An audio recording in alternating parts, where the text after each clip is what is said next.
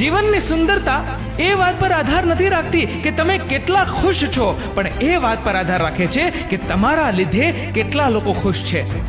કોઈની પણ વાતમાં પડતો નથી એટલે હું કોઈને નડતો નથી. જે ઘડીએ જે મળ્યું એ મંજૂર છે. ભાગ્ય સાથે હું કદી લડતો નથી.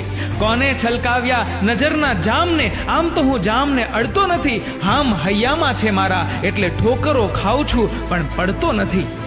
પૈસા, કયા પૈસા ઉપર હું ઘમંડ કરું જે અંતિમ સમયમાં મારા પ્રાણ પણ નહીં બચાવી શકે? શરીર, કયા શરીર પર હું અહંકાર કરું જે અંતિમ સમયમાં મારા આત્માનો બોજ પણ ના ઉપાડી શકે?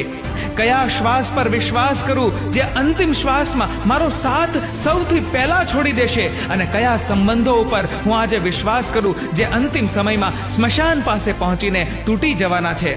હા, જો યાદ આવ્યું, એક કામ કરું, સારા કર્મોની પોટલી બાંધવા માંડું જે અહીંયા પણ કામ આવશે અને બીજે પણ. ખૂબ સાદગી જોઈએ સંબંધોને નિભાવવા માટે. છળ કપટથી તો માત્ર મહાભારત રચી શકાય છે. શ્રી કૃષ્ણ કહે છે કે શબ્દોથી માફ કરતા જાજો સમય નથી લાગતો, પણ દિલથી માફ કરતા પૂરી જિંદગી નીકળી જાય છે. જિંદગીના આ કુરુક્ષેત્રમાં પોતે જ કૃષ્ણ અને પોતે જ અર્જુન બનવું પડે છે. રોજ પોતાના જ સારથી બનીને જીવનની આ મહાભારત લડવી પડે છે. જીવનમાં અડધા દુઃખો એટલે આવે છે કે આપણે એવા લોકો પર આશા રાખીને બેઠા છીએ જેના પર નહોતી રાખવી જોઈતી. અને અડધા દુઃખો એટલે આવે છે કે આપણે એવા લોકો